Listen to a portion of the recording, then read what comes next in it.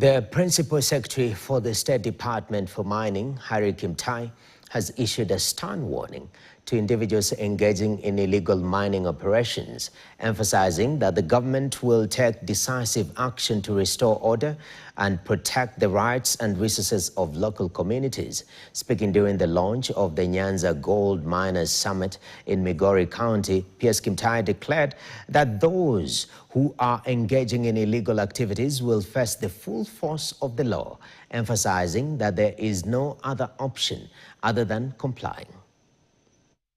Those who are engaged in illegal activities, you will face the full force of the law. There is no any other option. Comply and you'll be given a license. Foreigners, some of them are being shielded by the locals. Some of them have been supported by the locals to undertake this illegal mining, because I don't think a foreigner can come to this area and be part of the community and engage in mining without a permit. It is us, the locals, who are shielding this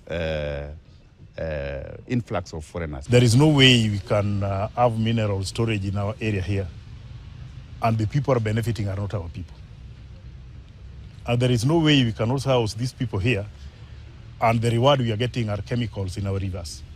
We want these minerals to change the lives of our people and be done in a safe environment where our people are protected. We are not stopping anyone from doing mining, but they must do mining rightly. That's our stand.